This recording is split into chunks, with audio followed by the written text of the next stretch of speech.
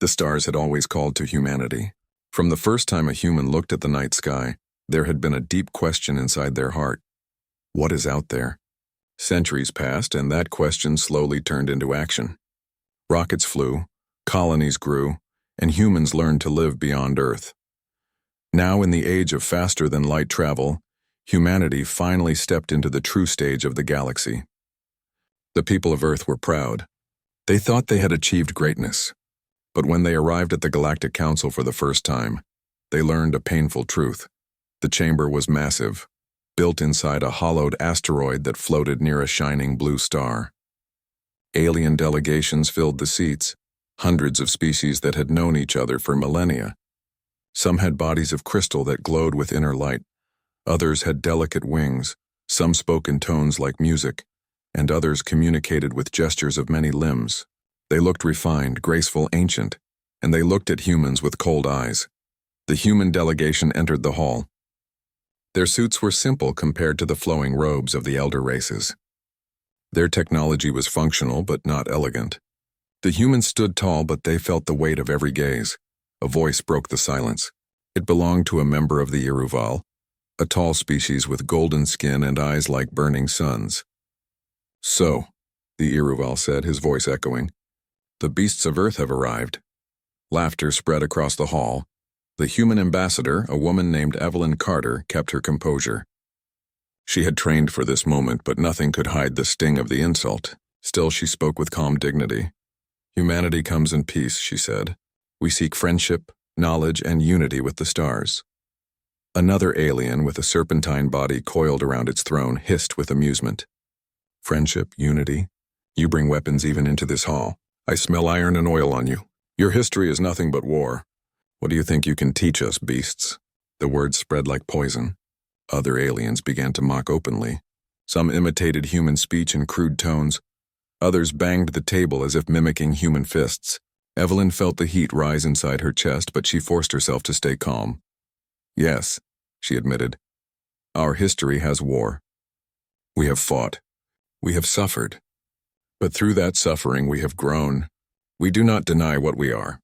We only ask for the chance to prove what we can be." But the chamber had already turned against her. To them, humanity was a young race, reckless and dangerous. They saw the scars of Earth's past: wars, conflicts, pollution, destruction. The other species had lived for tens of thousands of years in ordered harmony. To them, humans were animals who had just learned to build ships. The session ended with no respect given. Humanity's request to join the council was dismissed. Outside the chamber, the human delegation stood silent. Some felt anger, others shame. Ambassador Carter clenched her hands. She knew the galaxy would not give humans a fair chance. If humanity wanted respect, they would have to earn it. In the following days, word spread quickly. Across alien networks, stories of the Earth beasts circulated. Some aliens laughed at videos of humans building crude machines, lifting heavy weights, or shouting in anger. To them, humans were uncivilized brutes. But not every alien dismissed them. A few curious minds wondered if the humans hid something deeper. Among them was Karen, a scholar from the small Valen species. He studied human history in secret. What he discovered troubled him. He saw a pattern in human stories. When pressed against impossible odds, humans did not break. They fought harder. They adapted. Again and again, they rose from disaster stronger than before. Wars that should have destroyed them had instead united them. Famine had led to invention. Hardship had created resilience. "They call them beasts," Karen whispered to himself. "But beasts do not dream. Beasts do not endure fire and rebuild cities. Perhaps they are something else." Still, his voice was too small to change the opinion of the council.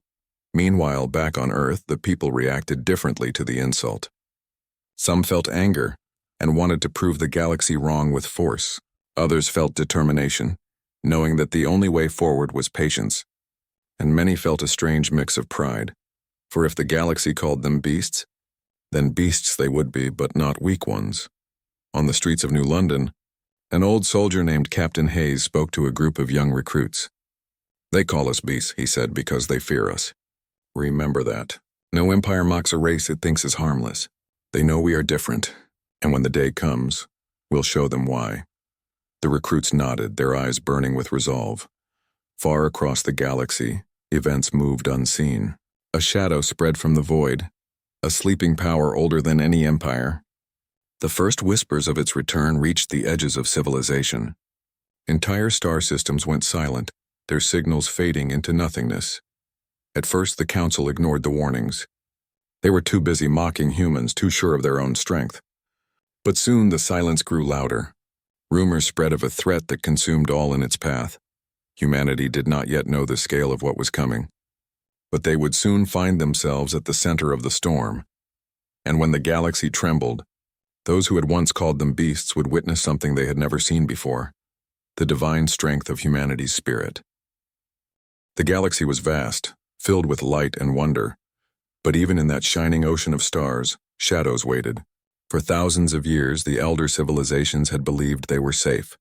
They thought their power, their unity, and their ancient wisdom would protect them forever. They were wrong. It began quietly. At the far edge of the Orion expanse, a small outpost stopped sending signals. The council dismissed it as a technical failure. Then another system fell silent. Then another. At first, the losses were ignored. Empires argued over trade disputes, border patrols, and old rivalries. They did not want to admit the truth. But when 5 entire colonies vanished without a single distress call, the first whispers of fear spread.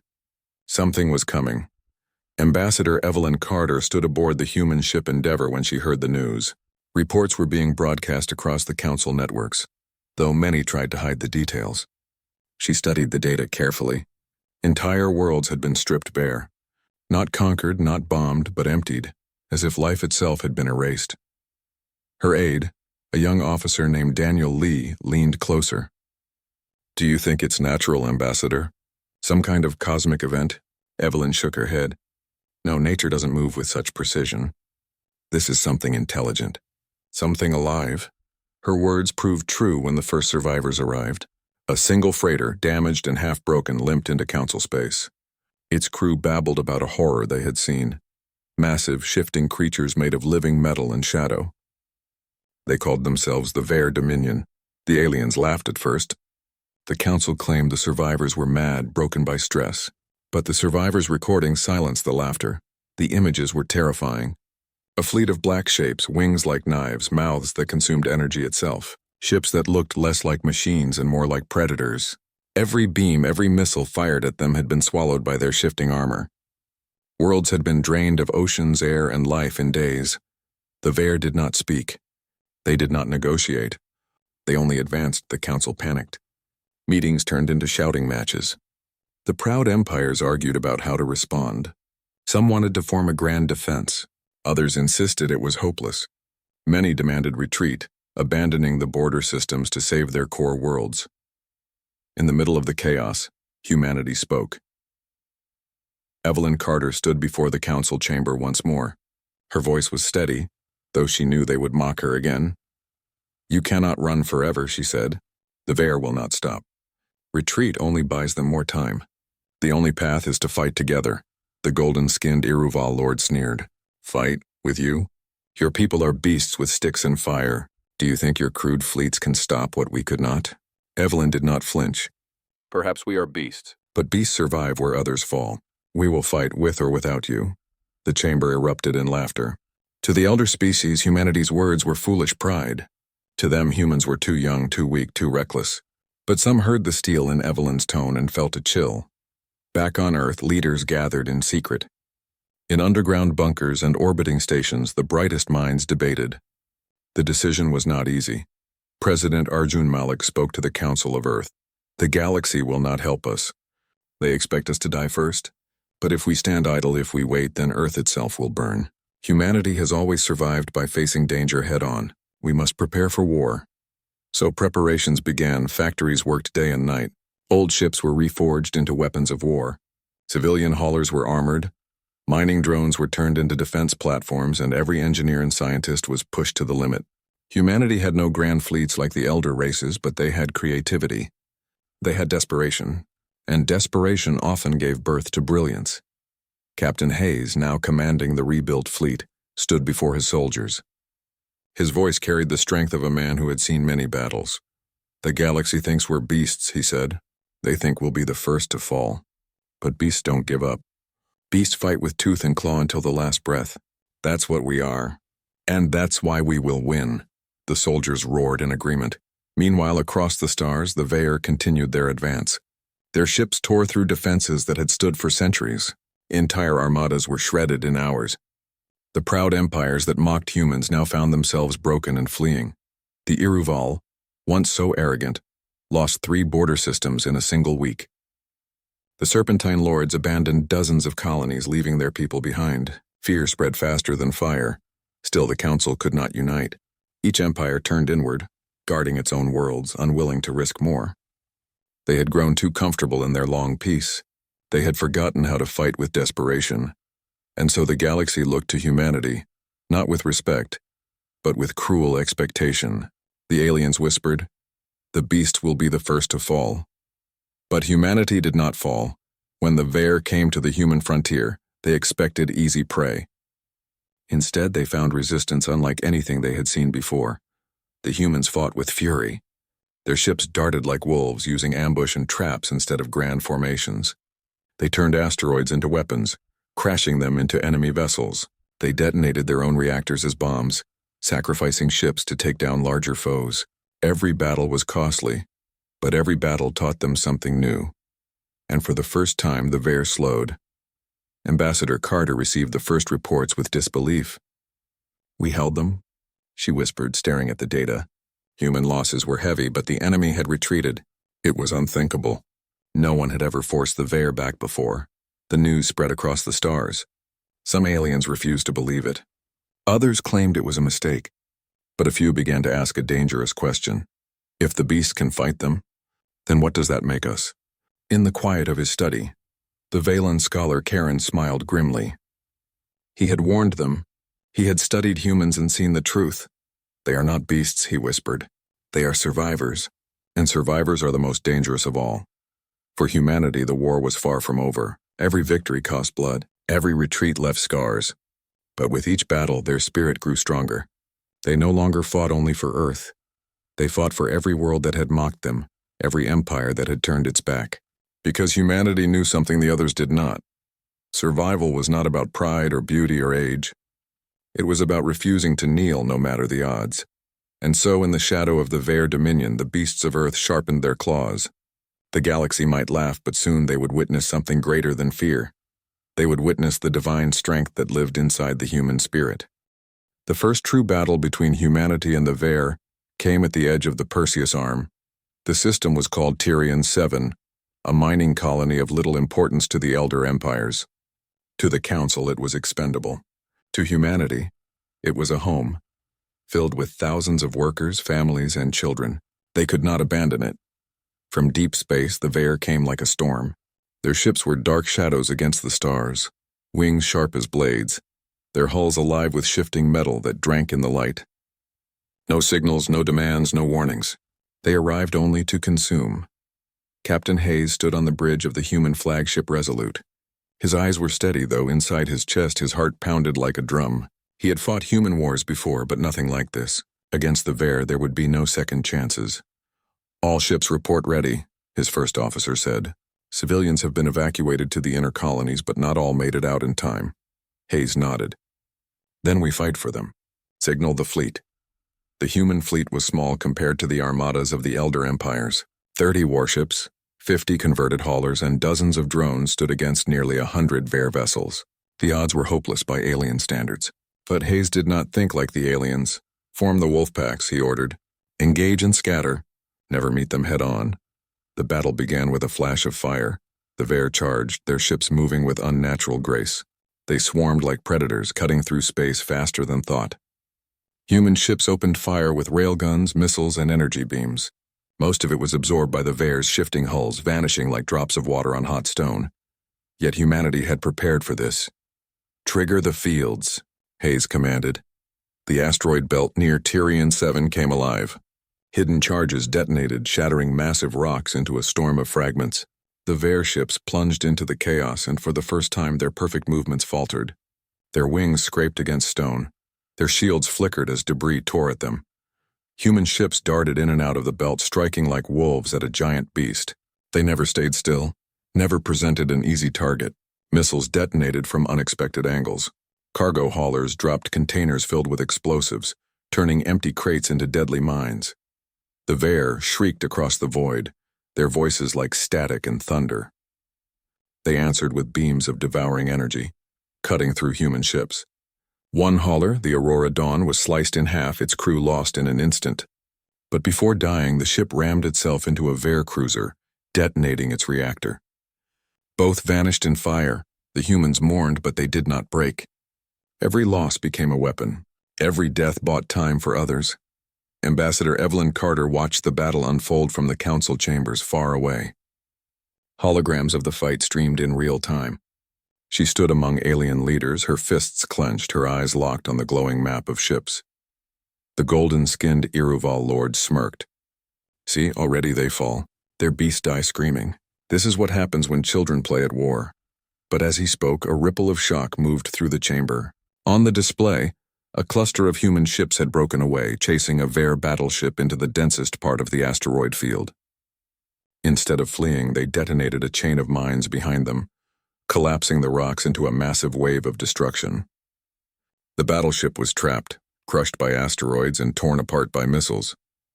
The chamber fell silent. The Iruval lord's smirk faded. Carter's voice was quiet but firm.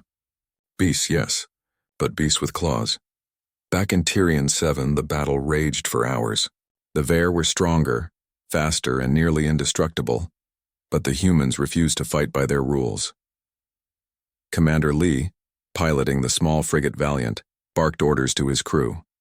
Channel all power to engines. Don't try to match their firepower.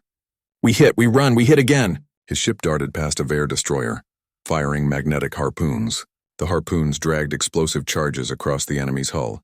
When they detonated, pieces of the destroyer's armor peeled away. It was the first time anyone had seen Veer blood, a dark, glowing fluid spilling into space. Target is bleeding, Lee shouted. The crew cheered, their spirits igniting. The Veer were not invincible after all, but victory came at a cost. Ships burned, crews sacrificed themselves, and the fleet grew thinner with each passing hour. Hayes knew they could not hold forever. But they did not need forever. They only needed to prove one thing, that humans could fight. When the Veer finally retreated, it was not because they had been destroyed. It was because the humans had made them hesitate. For the first time in their endless march, the Veer had faced prey that bit back. They pulled away into the dark, leaving behind wreckage, both human and Veer. On the bridge of the Resolute, Captain Hayes stood among the wounded and weary. His uniform was torn, his face streaked with sweat. He looked at the stars where the Veer had vanished. They'll be back, he said quietly, and when they return, they'll come in greater numbers. His first officer asked, Then was this victory, sir? Hayes gave a tired smile. It was enough. Today we showed the galaxy that humans don't run. News of the battle spread like wildfire. At first, the Elder Empires refused to believe it. How could the youngest, weakest race stand against the Veer when ancient fleets had failed? But the proof was undeniable. Recordings showed human ships darting through the asteroid field, sacrificing themselves to bring down titans, fighting with a fury no algorithm could predict. Whispers grew louder. They forced the Veer back? With 30 ships against 100? Impossible, unless... For the first time, the word beast did not sound like mockery. It sounded like fear. In the study of the Valen scholar Karen, he watched the recordings with wide eyes. He whispered to himself, his voice trembling with awe. This is it. This is their gift. Not their weapons, not their machines, but their will. They fight as if death itself is only another tool. If the galaxy does not see it now, it never will. But even as hope stirred, Evelyn Carter knew the truth. Humanity had bought time, but not safety. The Veer would return, stronger and more determined. The Council would still doubt, still laugh, still hesitate. Humanity stood alone, yet not weak. The first clash had proven one thing. The beasts of Earth would not bow. They would fight, they would endure, and they would teach the galaxy a lesson written in blood and fire. And somewhere in the silence of deep space, the Veer brooded. For the first time in their endless conquest, they had been wounded. For the first time they knew the taste of resistance. The storm was only beginning. The Battle of Tyrion 7 became a turning point. For the first time in living memory, the Veer had not consumed a system. For the first time, prey had made them bleed. Across the galaxy, the elder empires tried to ignore the truth. They told themselves it was luck or a mistake in the Veer's tactics. Some even claimed the humans had exaggerated their victory. Yet recordings of the battle spread through hidden channels, carried by smugglers, merchants, and curious scholars. Entire races sat in silence as they watched humans sacrifice themselves to save strangers, as they saw ships made of scrap and iron outmaneuver predators of living metal. For many, disbelief turned to unease. For a few, unease turned to respect. On Earth, the people mourned their dead, but they did not despair. Instead, factories roared louder, engineers worked faster, and recruits lined up in endless numbers. Humanity had tasted survival, and that taste was fire. President Arjun Malik spoke to the world from the United Nations orbital station. His face was tired, but his voice carried strength. "We were called beasts," he said, "and perhaps we are. But beasts are not weak. Beasts endure the cold, the hunger, the storm. Beasts fight for their kin until the last breath. If this is what we are, then let the galaxy remember it. We will not vanish. We will not bow. We will stand." The speech spread to colonies, ships, and outposts. Everywhere, humans repeated the same words. "We will stand," but the Veer were not idle. They struck again, this time at Scytheron Prime, a major trade hub belonging to the Serpentine Lords. The alien fleets panicked, retreating within hours. The system seemed doomed, until human ships arrived. Captain Hayes led the defense. His fleet was battered from Tyrian 7 with many ships still under repair. Yet he gave the order without hesitation. "Form up around the civilian transports," he commanded. "We hold this ground no matter the cost." The battle was chaos. The Serpentine Lords had already abandoned their people, leaving millions stranded. Human ships dove into the fire, protecting transports that were not their own. Marines boarded burning stations to rescue alien civilians who had once mocked them.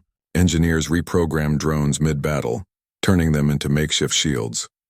Commander Lee, aboard the Valiant, led an impossible charge. With his engines failing and weapons nearly spent, he rammed his frigate between a transport and a Veer destroyer, blocking the attack. His crew cheered as the transport escaped, even as their ship was torn apart. The aliens who watched could not believe it. To them, war was calculation. Losses were numbers. Sacrifice was rare and usually forced. But these humans, they fought as if every stranger was worth dying for. After the battle, thousands of alien civilians gathered before the surviving human soldiers. They had no words in common, but their gestures spoke. They bowed their heads. They touched their foreheads to the ground. They pressed their hands over their hearts. One serpentine elder, her scales dull with age, whispered in her own tongue, "They are not beasts. They are something else." In the council chamber, the news arrived like thunder. Evelyn Carter stood tall as she delivered the report. "Scytheron Prime is safe," she said. "Not because of its rulers, who fled. Not because of its fleets, which abandoned their people. It stands today because humanity defended it." The chamber erupted in noise. Some shouted in anger, refusing to believe. Others whispered in awe. And a few, for the first time, applauded. The Iruval Lord's voice was sharp. "You risked your lives for those who mocked you. Why not let them fall?" Evelyn's eyes burned with quiet fire. "Because that is who we are. You see beasts, but we see people, every life worth saving. That is our strength." As the war dragged on, more battles followed. Humanity never had the largest fleets, never the most advanced weapons. Yet everywhere they fought, miracles seemed to happen. At Orlan's Reach, human engineers turned broken satellites into a wall of plasma, holding back a swarm long enough for civilians to escape. At Kale Station, Marines with no ammunition fought with their bare hands, side by side with alien refugees who had once feared them. Together they drove back boarding Veer until reinforcements arrived. At Riven's Gap, a group of miners sealed themselves inside tunnels with explosives, collapsing an entire asteroid to destroy a Veer fleet. None survived, but their sacrifice saved millions. Stories spread like wildfire. In every corner of the galaxy, the words echoed, "The humans fought. The humans stayed. The humans saved us." For the alien races, it was a revelation. The elder empires had grown complacent, proud of their long histories and perfect civilizations.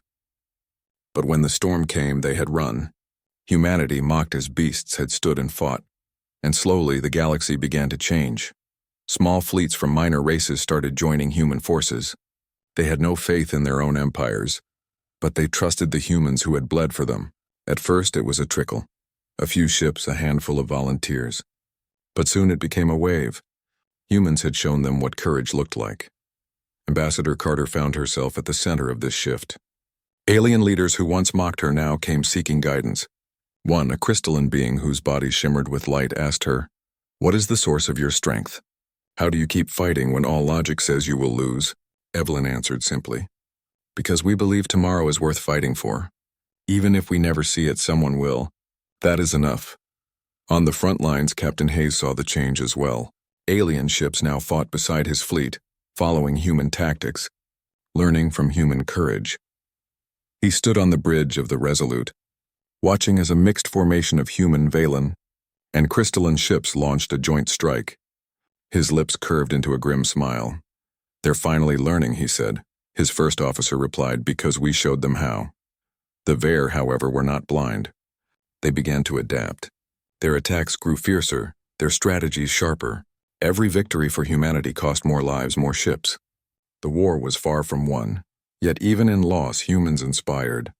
In one battle, when a human colony fell after days of resistance, the last message from the defenders spread across the stars. "We fought until the end." Do the same. Karen, the Valen scholar, recorded those words in his journal.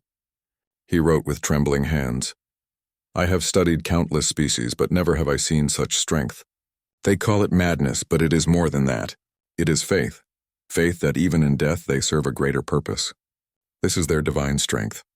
And it is something the galaxy has forgotten." In the council chamber, the debates continued, but the tone was different now. Fewer mocked humanity, more listened. Some even admitted aloud that the beasts of Earth had become the guardians of countless worlds.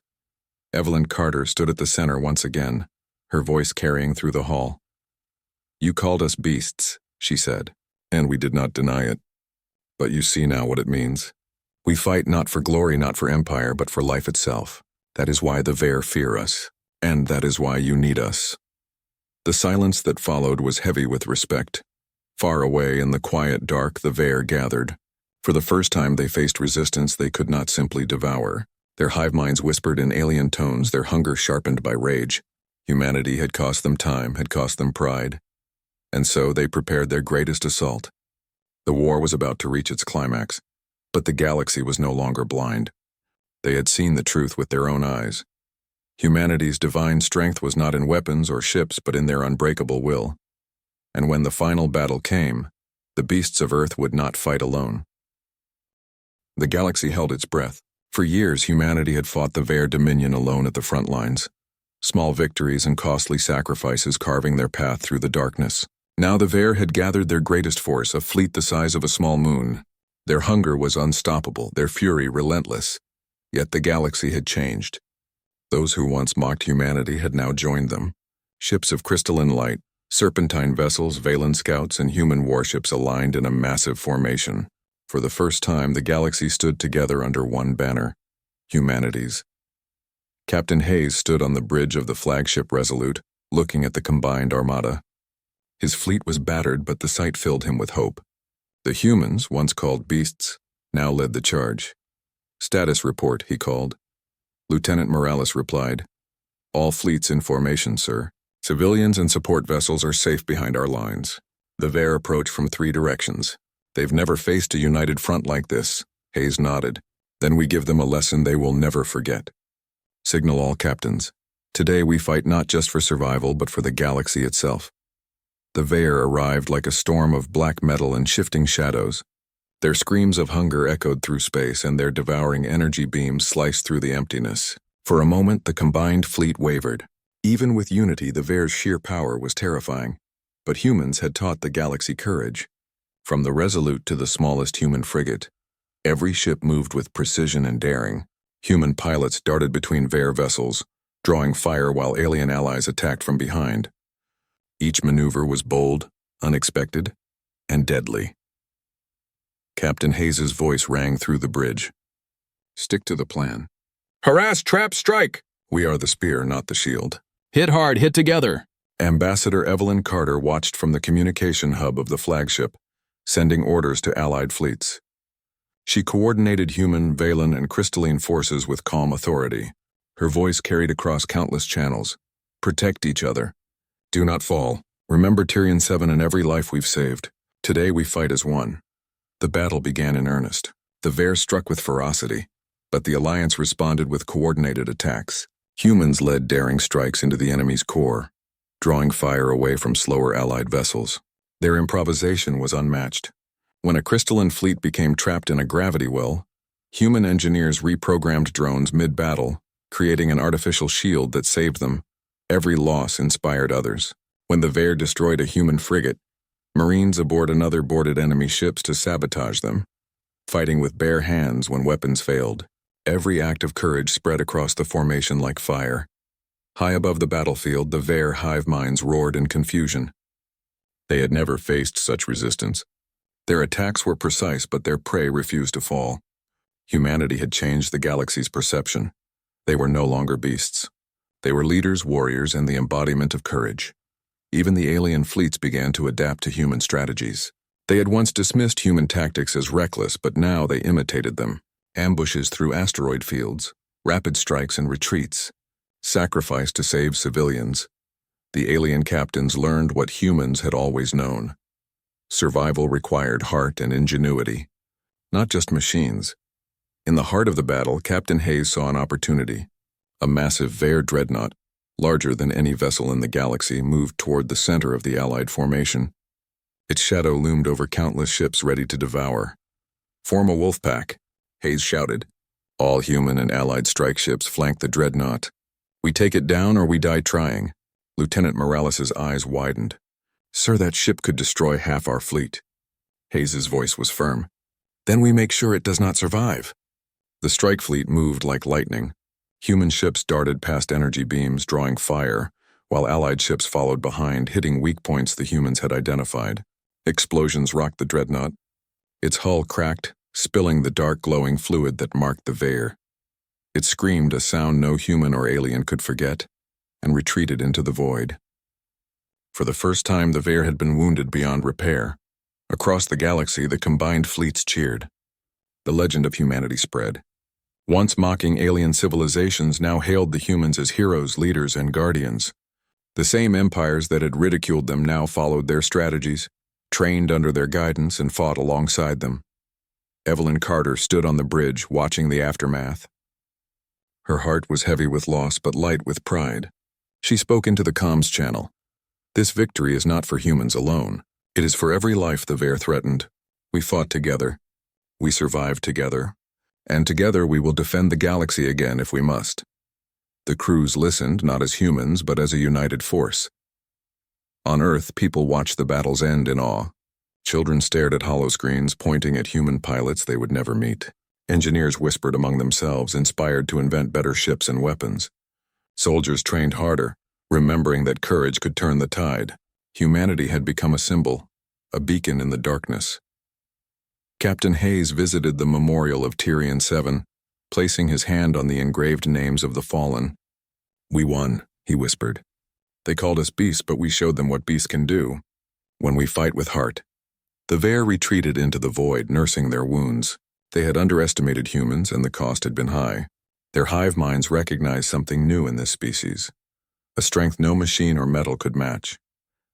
Humanity was dangerous not because of firepower, but because of spirit, courage, and unity. And across the galaxy, races who had once called humans beasts now called them legends. Karen, the Valen scholar, wrote in his journal, "They were beasts in appearance, reckless and young, but they are more than that. They are the pulse of life itself, the force that refuses to yield. Today the galaxy has seen it. Today humans have become more than survivors. They are protectors, leaders, and a divine force in the stars." In the aftermath, humanity rebuilt, repaired, and prepared for the future. The galaxy had learned an important lesson. Strength is not only in fleets, power, or age. True strength comes from will, courage, and the willingness to stand against impossible odds. Humanity had endured, and in doing so had inspired countless others to fight, protect, and survive. Evelyn Carter, standing aboard the flagship once more, looked at the stars with quiet pride. "They called us beasts," she said softly. But they will never forget what we are capable of. We are human, and that is enough to change the galaxy. Captain Hayes joined her. From beasts to legends, he said. She nodded. From beasts to legends. And in that moment, humanity's story was no longer one of ridicule or fear. It was a story of hope, courage, and the divine strength that had always lived within them. The galaxy would never forget it.